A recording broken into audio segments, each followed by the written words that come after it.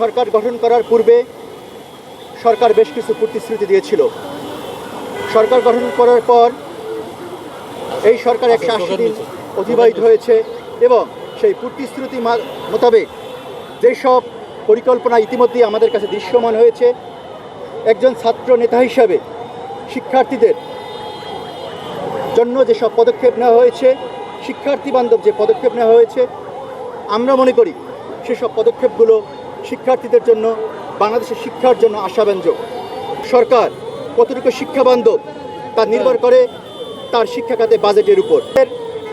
সরকার শিক্ষা বান্ধব কিনা তা নির্ভর করে তার জিডিপির যদি 5%, 4 থেকে 5% যদি শিক্ষাক্ষেত্রে বরাদ্দ করা হয়, তাহলে আমরা ধরে নেই সেই সরকার শিক্ষা বান্ধব।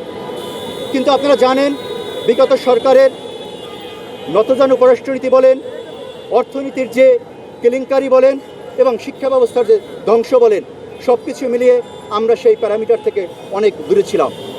আমরা যদি সর্বশেষ ইউনূস সরকারের সাথে যদি আমরা তুলনা করি, সেই সরকারের সময় শিক্ষা খাতে বাজেট ছিল 85,600 কোটি টাকার মতো। বর্তমান সরকার যে বাজেট দিয়েছে, জনাব তারেক রহমানের সরকার, সেই বাজেটের শিক্ষা খাতের বরাদ্দের পরিমাণ 1,22,00,000 কোটি টাকার মতো। আমরা যদি পরিসংখ্যানগতভাবে সেটা তুলে ধরি, তাহলে দেখা যায় যে গত সরকারের চেয়েও এই সরকারের শিক্ষা খাতে বাজেট 36,000 কোটি টাকার মতো।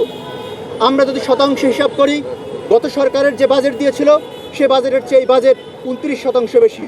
কিন্তু আমরা যদি শিক্ষার ক্ষেত্রে যদি শুধু তুলনা করি, তাহলে গত সরকারের তুলনায় এই সরকারের শিক্ষা খাতে 42% বেশি বাজেট রেখেছে। তার মানে আমরা বলতে পারি এই সরকার শিক্ষার্থী বান্ধব।